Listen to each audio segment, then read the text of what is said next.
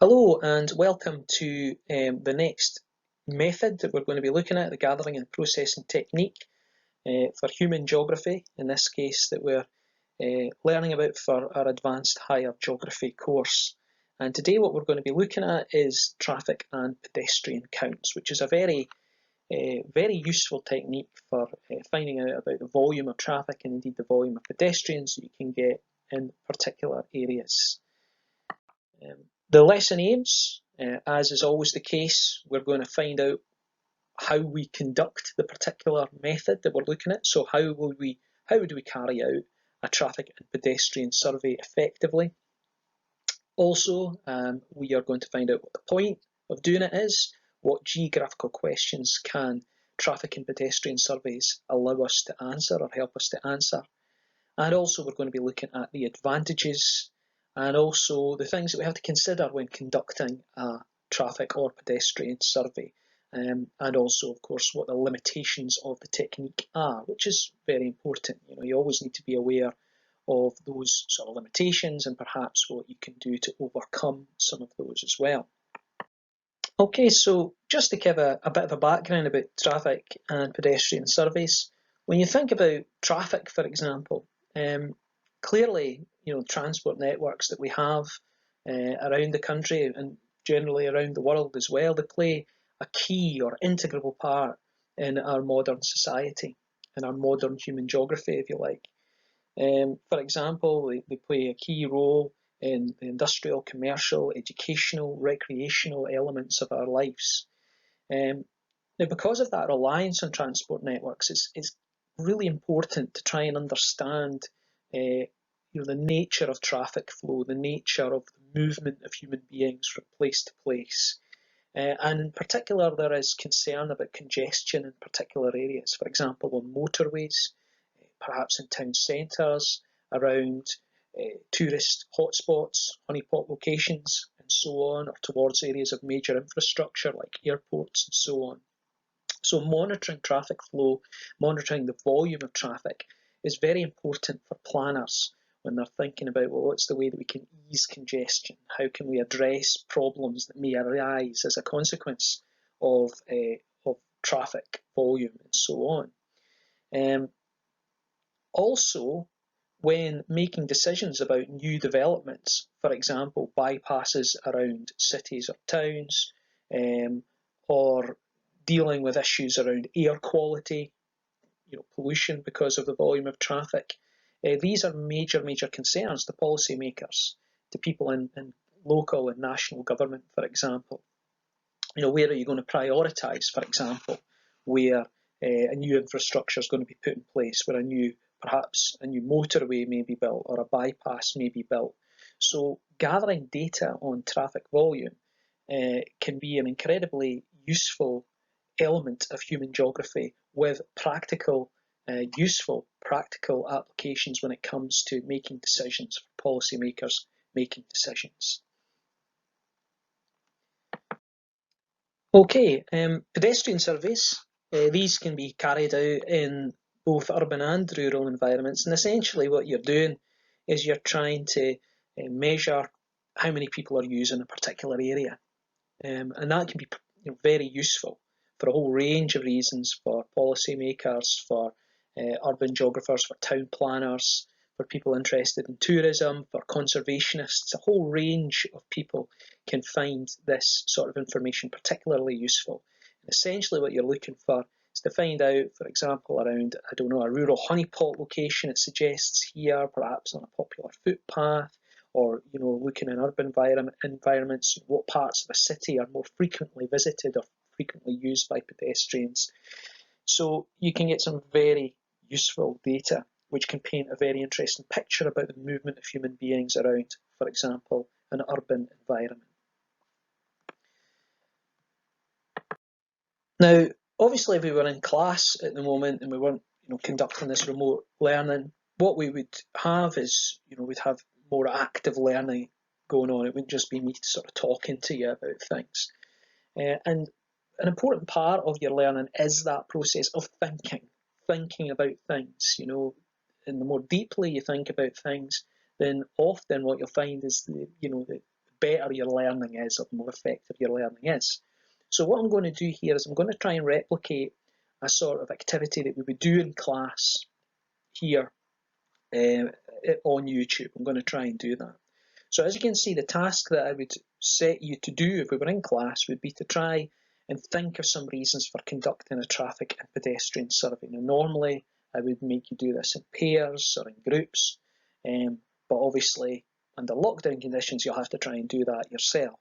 So what I recommend doing is pausing the video here and then writing down as many reasons as possible why a geographer would want to conduct a traffic and pedestrian survey. What would be the point? What sort of things would you want to be, or what sort of geographical questions, if you like, research questions, would you want answered if you were using a traffic or pedestrian survey?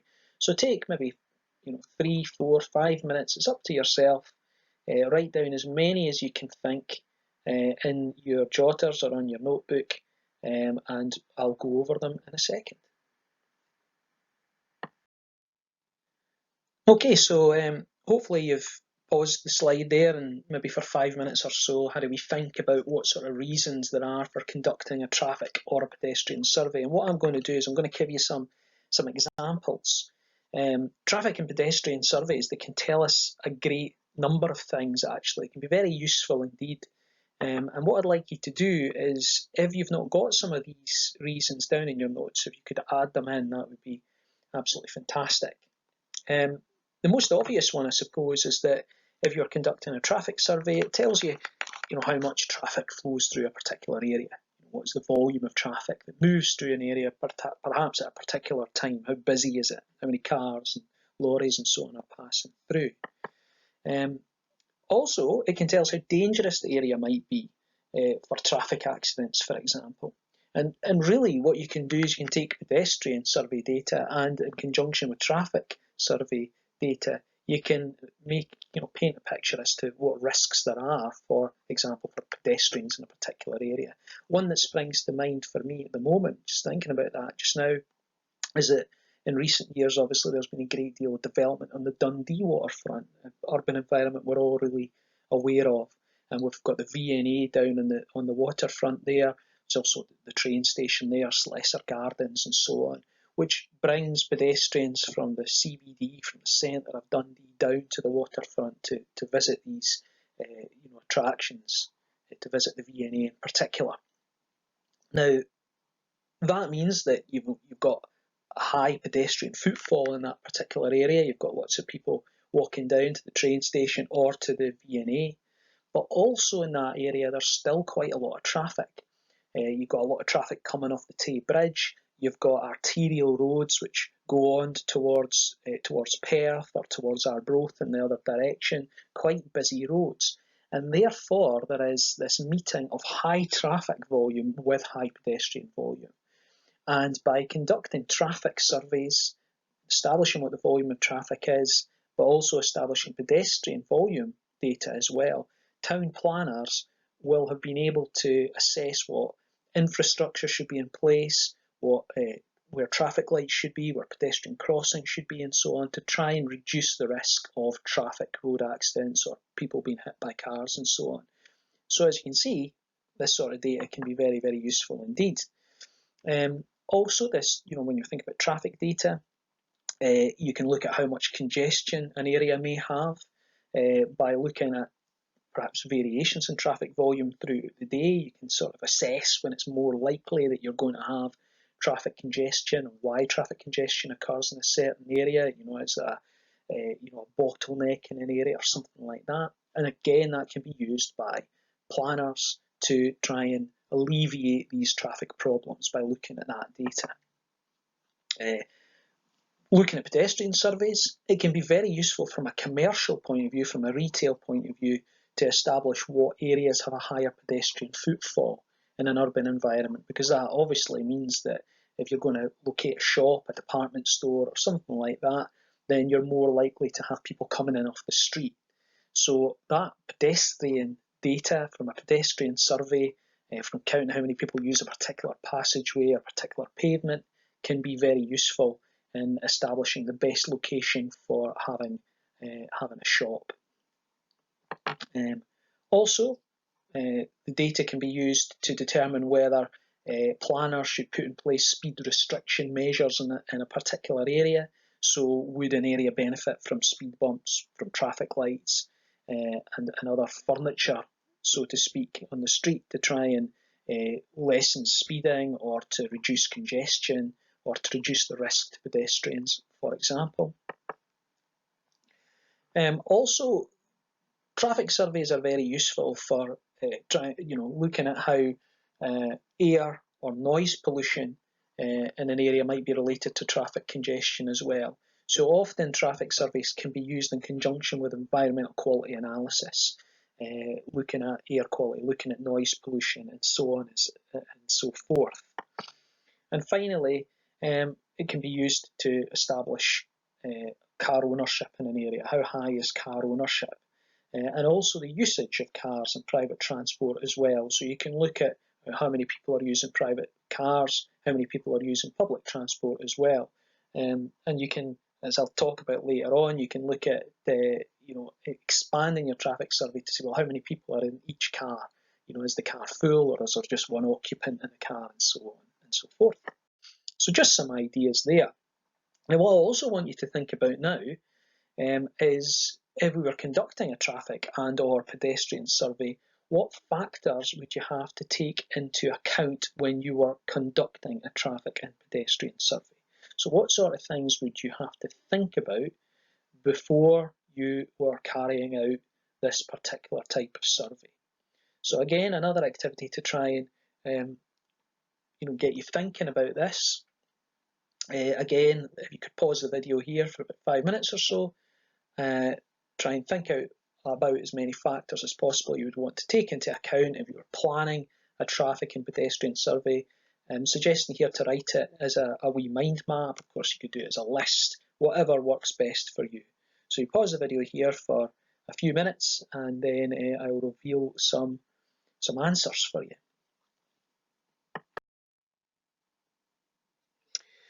Okay, so I'm going to give you some examples of things that you perhaps should take into account when you're ready to conduct one of these surveys.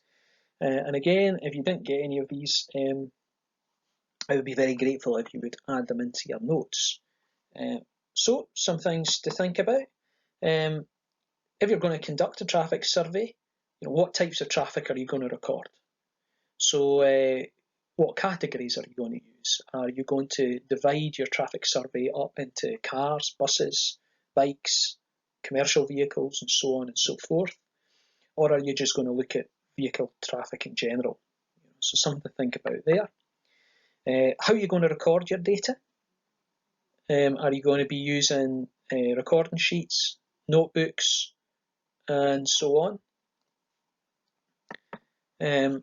What time of the day are you going to do your survey? Now that's a very important one. Now, if, for example, you're going to do a pedestrian survey, if you head out in the middle of the morning when everybody is, or most people, are at work or are at school, then you're going to get a very different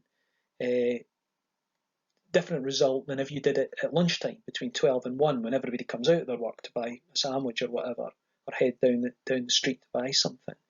Similarly, if you're doing a pedestrian survey during the week, on a Monday morning, for example, it's going to be very different data than if you did it on a Saturday morning or a Sunday morning. So that's something that has to be carefully considered when conducting a traffic or a pedestrian survey. Are you doing your survey at peak time? Are you doing it at a time which is likely to be less busy?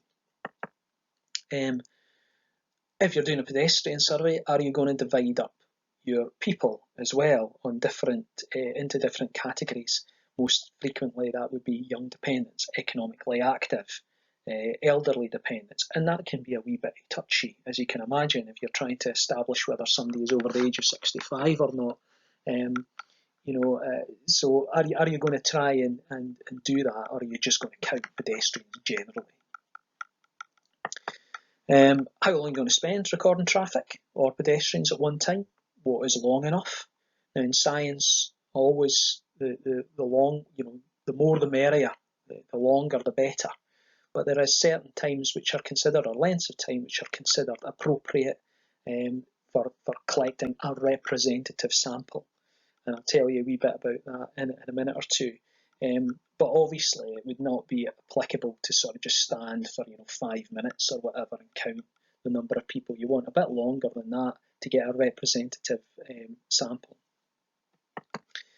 Another thing to think about this, just something a bit off the cuff really, but what would you want to mention the street that you're looking at? Would you sort of say, well, I was measuring this particular area for a traffic count and there was a lot of potholes in the area, or there was only a single lane of traffic or something like that.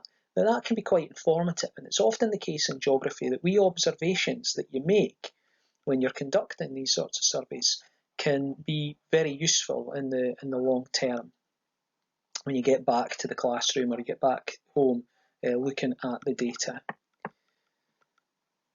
Also, should you measure the speed the traffic's going at?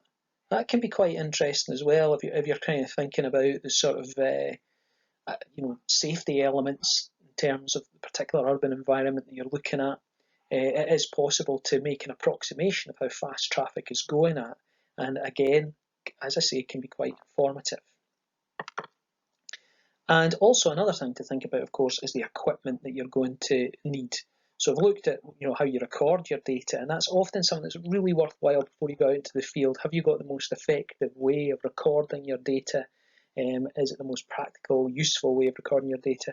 But also, what equipment are you going to need to carry out your survey? Because there is nothing worse than getting out into the field after planning it and setting aside a day and getting people to come out with you, and you suddenly discover, oh no, I've not got something that I need.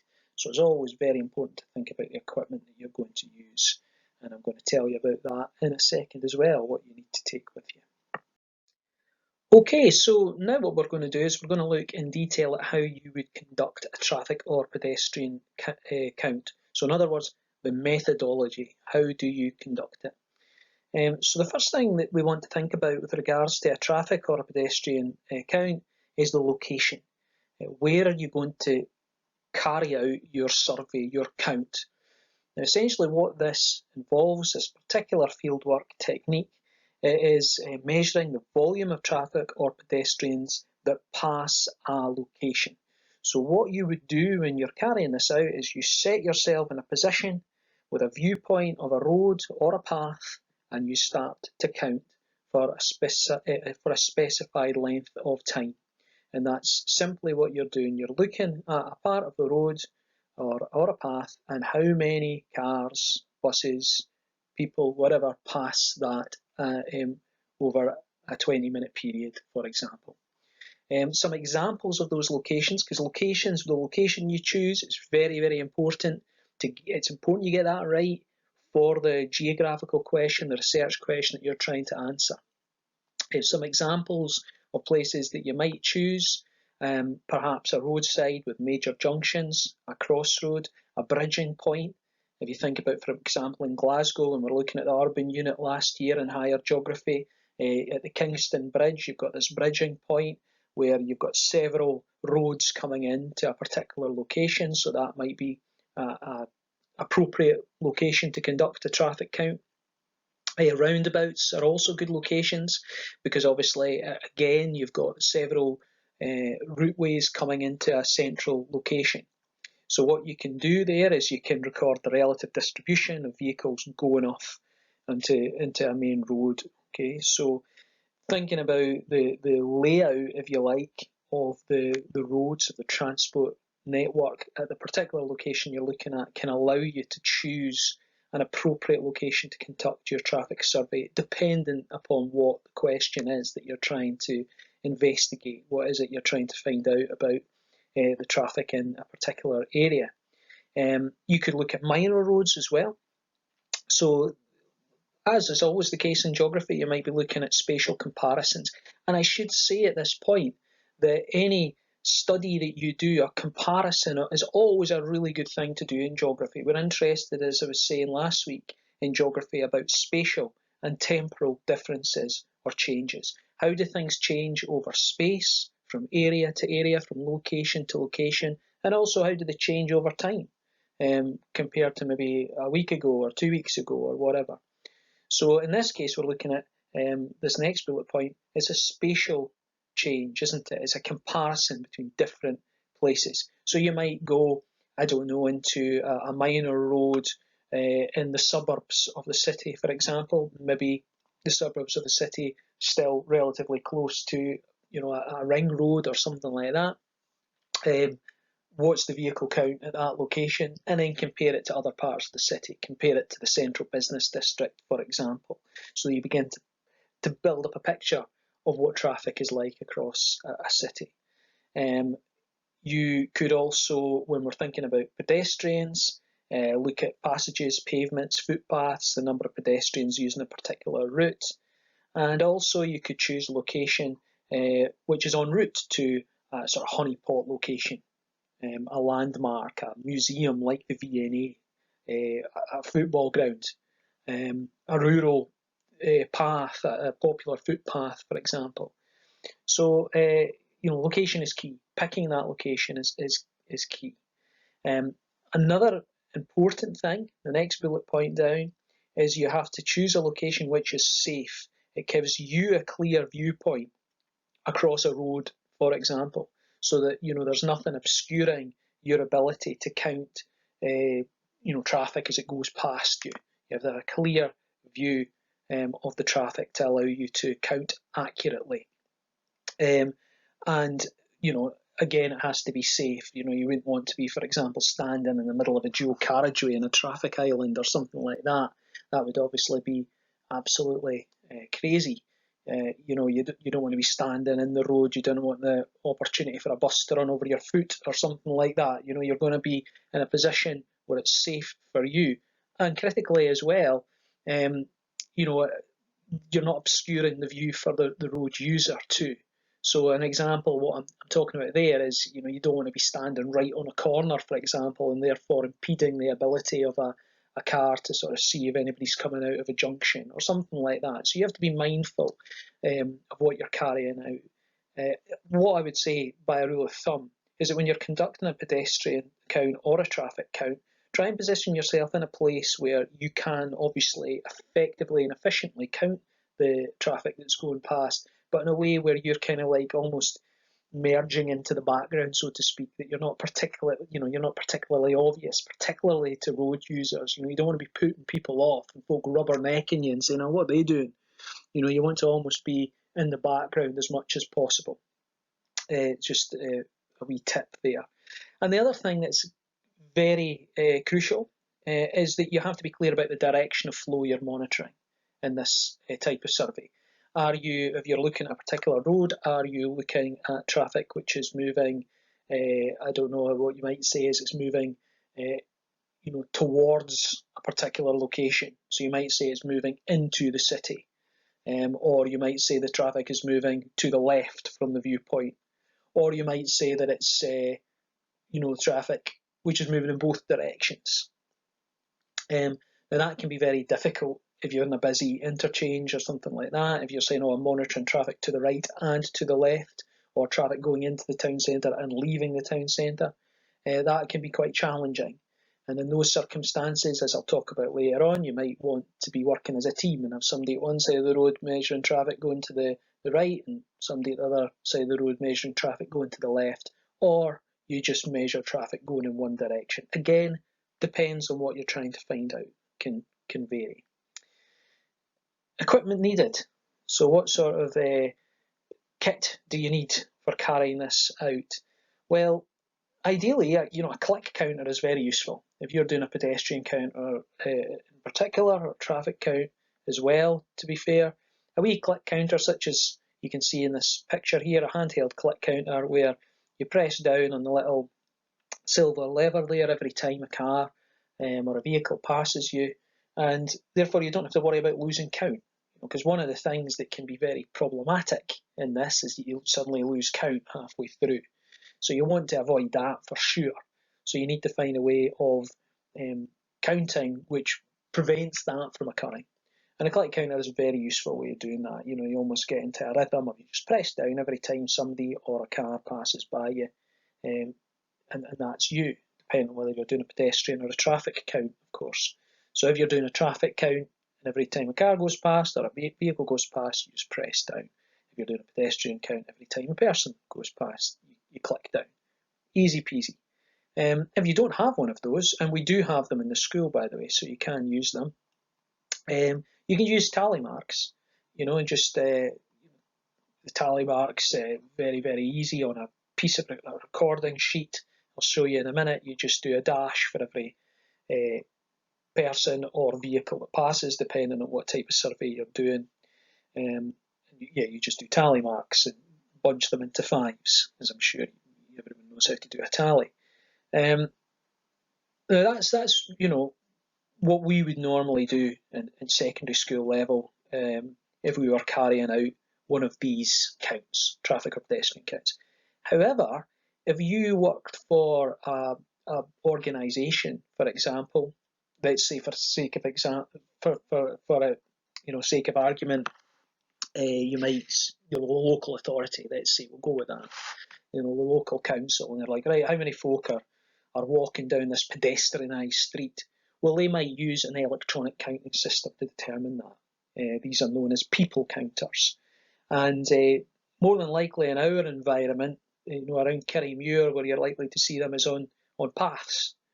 You see people counters, and they're usually two little sort of posts, and every time somebody walks between them, the electronic counter will count a person having walked past it. So there used to be one, I think, up at the top of Corrie, at the top of the path up to Corrie Fee, so that they could monitor how many people were visiting Corrie Fee. So conservation bodies would use it for that reason. I know that the Scottish Wildlife Trust, for example, uses them, because I visited a loch 5 minutes down the road from where I live just yesterday, called Balguy's Loch, and the Scottish Wildlife Trust, who look after that particular location, had put people counters in place on the path there, and it was just two posts, and electronically, remotely, it counts you as you go through. We don't have that, but you have to be aware that that is something that an organisation may use if they had a wee bit more money, a little bit more resources to allow them to do it. And we'll think a wee bit more about that soon. Also, we want a map of the study area, ideally, so that you know where you're going and where your location is, and recording sheets as well for recording your data. Now, obviously, because we're recording the data manually, we're not using an electronic counter. In this case, we would be counting it ourselves. Here's an example of a recording sheet, what a recording sheet would look like. It has the date on it, it has the time on it, what time you're doing your traffic count. In this case, as you can see, it's a traffic count. The location, Brechin Road in Kirriemuir. The direction of traffic as well. And remember how I was saying that that's important, that you note what direction you're looking at, and in this case it's both directions. The weather is sunny. Okay, it's always good to look at the weather, because obviously if the weather's particularly inclement, or if it's particularly nice, that might affect the number of people that are out and about. And there's a wee space for a map reference there as well. I could do a wee grid reference on there. And as you can see in this recording sheet, we've got bikes, motorbikes, cars, buses, vans and lorries, and in and out in this case. So in other words, into the town and out of the town.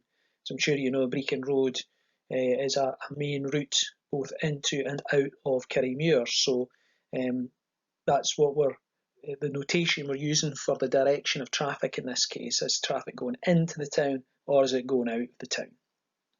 And at the bottom, there's a wee space for some of the comments that I was talking about as well, the things that can be quite useful. So you might mention if there was any significant congestion that occurred, if there was a wee traffic jam going on or something. Did you observe any safety issues? Did you observe people travelling too quickly? Did you observe pedestrians acting unsafely or whatever? Noise level, which can be measured in a much more quantitative way, as I'll explain shortly. Typical passing speeds, which can be estimated.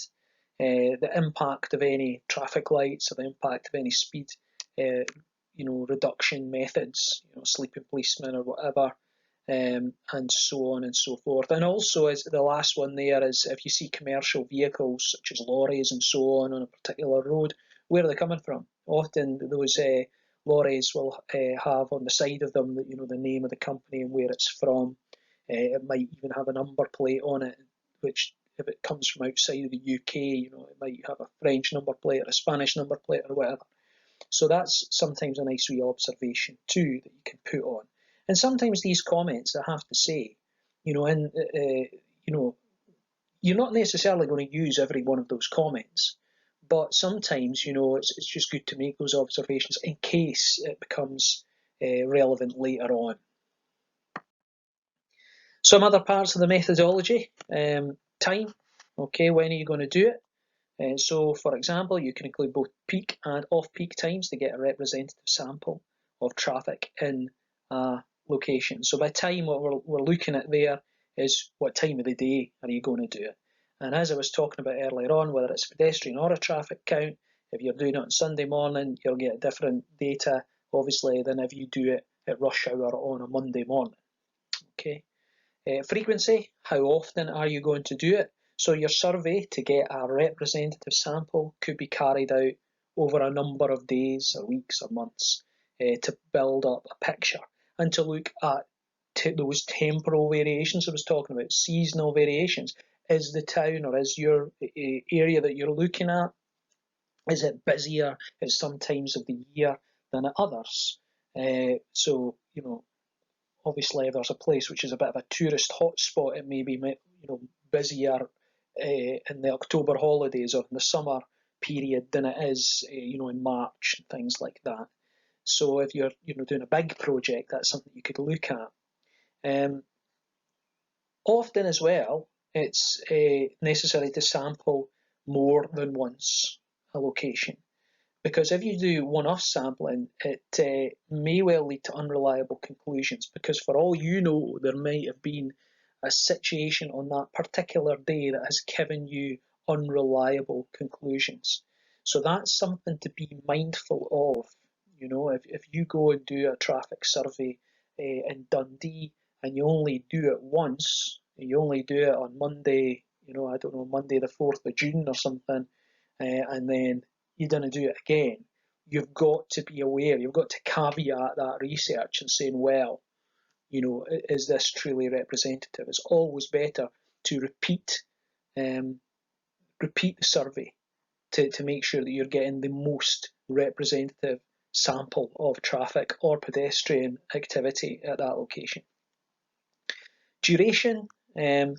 So what we're looking at here, I was talking a wee bit about this earlier on, but we're only, it's not appropriate. And I have seen projects in the past, I've seen higher assignments, for example, in the past, where, only the person's only surveyed for 5 minutes. And, I've advised them to say, right, it's not long enough, 5 minutes isn't long enough to get a representative sample.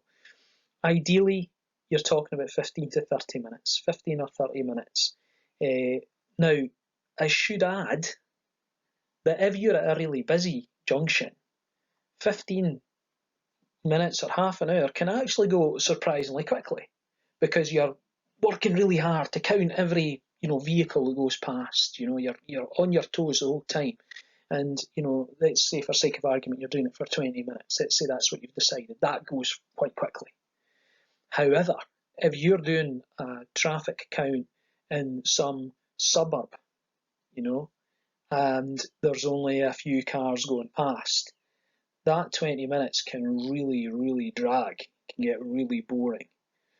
But unfortunately, that's just the way of it sometimes in science. You just got to grit your teeth and get on with it and avoid the terrible temptation to sort of cut it short. Oh, there's no cars coming, that's it, that'll do, stop after 7 minutes or something. Always stick rigidly to your methodology, robotically. If you decide you're going to sample for half an hour at each location, you must follow that, robotically. Half an hour at each location. Otherwise, you basically, compromise the whole study, the whole research project. What you can do as well is, if let's say you sample for 20 minutes or for half an hour, what you can do is you can times that up to get an hourly rate. It's always nicer to work with hourly rates, an hourly rate of traffic or pedestrian activity. So if you've done it for 20 minutes, you would obviously times that by 3 to get an hourly rate, and that's perfectly permissible, perfectly acceptable. Some other things that you can think about, touched upon these other things, that you can combine your traffic with your traffic or pedestrian count, that you could gather at the same time as doing your counts. You could look at the noise pollution, touched on that a couple of times. Obviously, in very busy areas, you might be interested to know, well, what's the noise pollution like? Particularly if there's a lot of lorries and stuff going past. I used to live in a place in Forfar that had quite a busy road beside it, and the lorries going past there create quite a bit of noise. So you might want to measure that, and you might want to compare it with other locations and see what the noise pollution is like across a particular urban environment, comparing different areas. To do that, you can use a decibel meter, and you can quantify that. You can make recordings of the levels of noise in the area. Maybe repeat three measurements to get an average, and do that at different locations. Take photographs. Photographs are a very useful tool. Remember, photographs can be data as well. They can be data as well, because you could take photographs of the area, then you could pop them in your report and annotate them with key points, key features in the urban environment that are relevant to the traffic data that you're counting, or the pedestrian data that you're counting. You can also combine your traffic survey with the estimation of occupancy rates of the vehicles you're looking at. Again, that's something I touched on earlier on. It's very topical at the moment. There's a lot of a big drive, for example, pardon the pun, big drive towards car sharing and things like that, to reduce carbon footprints, or encouraging people onto public transport and things like that. So what is the occupancy rate of cars, for example? A bit trickier to count that, and obviously this is why you're needing, you want to have a team of people so that they're counting concurrently. Somebody's counting the cars that are passing, somebody else might be looking at occupancy rates and trying to take that sort of information down. Quite tricky, but quite insightful. You might also compare the type of vehicle again that's passing by. So is there commercial vehicles, service vehicles, private vehicles, and so on. And we've mentioned speed a few times. You can measure the speed of vehicles, not for the purpose of shopping folk into the polis or anything. I'm not suggesting that. I'm not having any vigilante activity going on or anything like that. But of course, the point is that you might be looking at issues regarding safety and so on and so forth. And therefore, having an estimation of the speed of vehicles as they go past can be quite useful. It gives an idea if folk are adhering to the speed limit and so on and so forth. So speed, what you can do to measure that, you've got a set distance between 2 points, and you use a stopwatch to determine how long it takes a vehicle to pass between those two locations. And then your speed is calculated using the formula speed equals distance, so whatever distance you've chosen, and the time it takes to go between those two fixed points. So it's not like 100% accurate, but it gives you a good idea. And I've alluded to cars going fast down a routeway, but also you could be talking about cars being sort of bunged up and going quite slowly. So does traffic travel more slowly in certain areas? Looking at congestion and so on, which then has implications for air pollution and so on as well. So just a few other things that can be considered alongside traffic. Okay, so now what we'll do is we'll look at the advantages of traffic and pedestrian counts, these two approaches that we've been looking at. First advantage there, very easy to carry out. You don't require the use of expensive equipment. You just head out with your clipboard, your recording sheet, and that's really almost all that you need. Maybe a map as well. And if you're not using a counter, you just use tally marks, and that's you. So very easy to carry out, very inexpensive to carry out.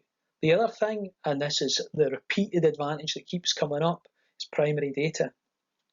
You're collecting primary data, which is up to date, is reliable because you've checked accuracy, you can vouch for the accuracy yourself, you have made sure that you're doing it in a rigorous way. So that is definitely a benefit of this one. It's flexible. You can decide where you go to collect your data and when you go. It's not, you're not restricted from that point of view. You can pop out any time to do it. So that is an advantage. As I've just suggested a second ago, it can be used in conjunction with a range of other approaches to investigate mostly the urban environment. These are obviously used mostly in the urban environment, I should say, but also in the rural environment as well. So it can be done in conjunction with the land use surveys that we were looking at last week. So, you could be looking at land use in a particular area and say, well, let's do a wee traffic count or pedestrian count here as well. And perhaps that, often there are other elements of the urban geography which explain why there are land uses in a particular part of the city, or perhaps the land uses that are in that particular part of the city explain why there may be a higher pedestrian count or a higher traffic count, and so on. So that can be quite informative to build it in with a land use survey too. Environmental quality analysis that we'll be looking at shortly. You can look, the volume of traffic, for example, in a particular area and the noise pollution associated with that can have an impact on the environmental quality. So you can build in traffic counts, for example, into an environmental quality analysis, and also questionnaires and interviews, very important human geography techniques, methods, which we will be learning about shortly as well. So once you've done a pedestrian count, you can then perhaps start interviewing people in the street if that is going to be useful for whatever project you're looking at.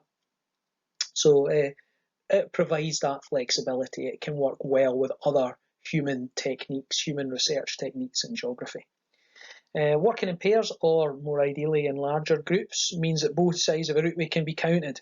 So that's an advantage. So people and traffic moving in both directions can be recorded simultaneously at the same time. So if you can do that, the more you can count, the more data you can gather in the space of time that you've given yourself, the better. And as I've said before, when you're doing geography fieldwork, you should never be going out on your own anyway. For safety reasons, it's never acceptable to be heading out on your own to do fieldwork. But if you can take another couple of folk with you, then, get them involved. Do you know what I mean? Get them involved, have them at the other side, doing the count as well. It's a very easy technique, as we've just talked about, so you can get anybody doing it, and that is definitely an advantage, that you can work as a group to gather more data. What about the things that we should be considering? What are the considerations and limitations? Well, the first one, I suppose, alludes to that picture down in the bottom left of this slide, that in pedestrianised zones, you can get unreliable data from the count that you've conducted, for the simple reason that if you've got high volumes of people, such as you can see in this picture here, it can get really difficult to count them. So if we think of our local city, if we think of Dundee, the pedestrianised area outside the Overgate, sort of beside the city square, if you positioned yourself looking towards the Desperate Dan statue, and you've got loads of people coming, it can be, really tough to count all of those people. So that can create an issue whereby, the accuracy may be compromised. So that's something to be mindful of when you are picking your location, where you're going to conduct your pedestrian count. Also in pedestrian areas, such as the one you can see in this picture, people might be milling about. They might not be moving directionally, going, right, I'm going over there. I'm heading over in that direction to the left or whatever. They might be sort of just wandering about a wee bit. And that can also make counting quite difficult as well. The other thing as well is that traffic counts and pedestrian counts, although easy to conduct, can be time consuming. So if you think about some of the things that I've touched on already, let's say you're doing it for 20 minutes, let's say you're doing a traffic count at 20 minutes at 4 different locations across the city of Dundee. So, immediately you're building up quite a lot of time, to do these traffic counts. And if you're then also doing pedestrian counts at the same time, that might be, another 4 locations, 20 minutes each time. And remember, it's always better if you come back and repeat that. So you might do it on a Saturday morning, and then you might want to compare that with a weekday at the same time. So then that's another bank of 4 surveys at 20 minutes each. So it takes a lot of time, and you need to have a real discipline and a strength of mind to say, right, let's not cut corners, let's robotically stick to that 20 minutes at each location and get through this, because it'll be worth it in the end and we'll get some really cool data. So it can be time consuming. A way around that for pedestrian counts, I've touched about this in the methods section already, is electronic people counters. So they can be used to remotely monitor pedestrian numbers in an area or on a path for longer periods, but they can be quite expensive. And there's a nice wee picture in the bottom right there, those 2 little brown posts. That is, I should say, a people counter, an electronic people counter. And as I was talking about earlier on, you often see them at popular paths such as the loch I was telling you about, or up towards Corrie Fee, where conservation organisations are interested to know how many people are visiting a particular area, for example. Another side of considerations and limitations, to compare traffic flow or pedestrian volumes at different sites, you want to ideally be doing these at the same time, okay? Ideally, you want to be doing them at the same time. So a minute ago, I was talking about the idea of comparing different locations around the city. Now, practically, it's sometimes very difficult to do this, but ideally, you'd want those surveys to be happening at, simultaneously at the same time. So in those circumstances, you want a group of folk. Ideally, you want to be able to get a group of folk to do it at the same time, which can be challenging to get that number of folk. But that would be, the ideal scenario. Not always possible, to be honest. To allow comparative analysis, because remember in geography, comparative studies are always particularly useful. You can generate really interesting data from this. To allow for that comparative analysis to take place, and also to make sure that you've got the maximum representativeness, it's the most representative data. In other words, it reflects the reality at the site as much as possible. The same survey site and the same time slot should be used on different days. So that is what I was kind of talking about before, that what you might say is, right, I've gone to this location, counted how many pedestrians have walked past me on Saturday morning at 10 o'clock. Let's go back to that same location on Monday morning at 10 o'clock. And you want to keep it at the same time. Okay, so the only variable that's changed is the day. You've not changed the location, you've not changed the time. So that is important if you're doing a comparative analysis. And also you must consider that changing weather conditions can affect your results as well. And that's obviously a bit of common sense. One of the good things about geography is that often it is common sense. And once you've got your geography head on and you're in the mindset of thinking like a geographer, you can say, all right, wait a minute, of course it's going to affect. Poor weather conditions are going to affect what's going on here. So that's why on your recording sheet it's good to have, or important to have, a bit about the present weather. What is the weather like? Because if you were to go, again, let's take this imaginative survey, a pedestrian survey. If I was to go down the city centre on Saturday morning at 10 o'clock, but the weather was torrential, it was chucking down with rain, that's obviously going to impact the number of pedestrians that are milling about and walking around. So, you have to be mindful of that. You have to record that as a potential impact upon your data. Okay, one more slide to think about here. It's how we could use traffic and pedestrian counts. So what I like to do, and what I think is important for you to be aware of for the exam or for any study that you might choose to do in the future, is how would we use traffic and pedestrian counts? What can the data be used for in a tangible sense? Give an example of a project. that we could use it in. So I've already talked a wee bit about the first bullet point there, a geographical study of traffic and pedestrian counts when it's a comparative study, looking at what's happening in different urban areas.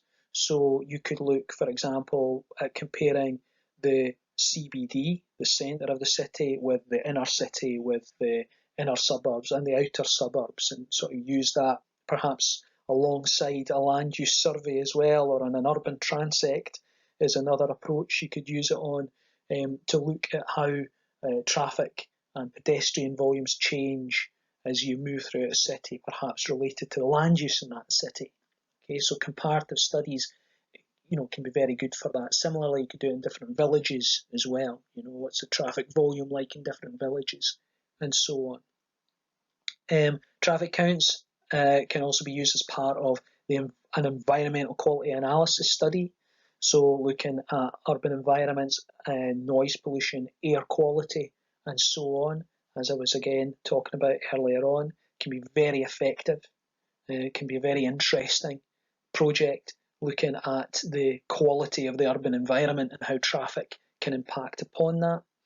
And a favourite of mine, I think something that's always interested me quite a lot in terms of this, is the meeting of human geography and physical geography really here, when we look in the rural environment, whereby human activity on a popular footpath can cause erosion, footpath erosion.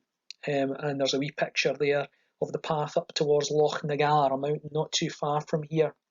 And as you can see, there's a wee bit of footpath erosion there. So what you can do is you can use a physical geography technique, a vegetation analysis, to look at the effect of people's feet trampling along this path, and how does it affect the vegetation towards the side of the path, how much bare land is there, or bare ground either side of the path. And you can do that in conjunction with a pedestrian count. You could sit for a little while on this popular path, how many people go past in this for a specified length of time. And again, comparative studies always work the best. So why not then look further along the path? Is the erosion still that bad further along the path? Or to compare it with another path. Is that path is frequently used, for example. So looking at popular tourist trails, mountain paths, pedestrian counts can be used in conjunction with vegetation analysis to investigate footpath erosion, which I find to be fascinating. Okay, so that's the end of that lesson. There is a wee assignment task for you to do, to hand in on Teams, and I always try to kind of highlight in these assignment tasks the fact that as geographers, there is always, geography is such a useful subject. None of these things that we're looking at are pointless, really. They've all got a value to them, and they often have a value in the world of work as well. Geography is a subject which provides so many opportunities to people when it comes to future employment. And the example I'm using here is, I want you to imagine that you are an engineer working for the roads department at Perth and Kinross Council. And a few of the folk that I've studied with in the past, they've gone on to have careers as engineers. And there are usually roads departments, engineering departments at local authorities where there are employment opportunities. Looking at the infrastructure, looking after the infrastructure of the local authority. So I want you to imagine that you're working as an engineer for the roads department, and you've been asked to gather data for a traffic count in the city of Perth. And as you can see, we've got some raw data there from a particular location, a 20-minute survey. And I'd like you to first of all calculate the hourly flow rate of traffic and present this data in the most appropriate way, it says. Now you might be thinking, what's all that about? Well, one of the things that you need to be aware of in advanced geography, remember this is a skills-based course, is if you collect data, what's the best way to show that in a report? What's the best way to show off your data to tell the story that you want, to communicate, what, to show off the trends, to show off what the data is telling us. So you have to think about that. What's the best way to present this data? What would be an ineffective way to present the data as well? Might be another way of thinking about it. So you want to look for the optimal, the best way to show off that data, and I'd like you to produce that, method, that way of showing off the data. So whether that's a graph, a table, or whatever, I'd like you to consider what would be the best way to show it off. So you need to calculate calculate the hourly flow rate of the traffic, and then present that data in the most effective manner, whether it's a table, a bar graph, whatever. I'll leave that up to you. Question 2 is, I want you to think about how that survey could be improved to ensure that the measured traffic volume data from the location is accurate and as representative as possible. So what could this engineer do to make sure that the traffic that he or she has surveyed is representative? What could they do to improve this particular approach that they've applied here? So hopefully the information for that will be clear from the lesson that I've just given you. Hopefully it makes sense. Okay, with that I think we'll call that a day. Remember, as always, any questions, let me know. Drop me an email, drop me a message in Teams. I'm always here to help. Keep up the hard work, and I'll speak to you soon.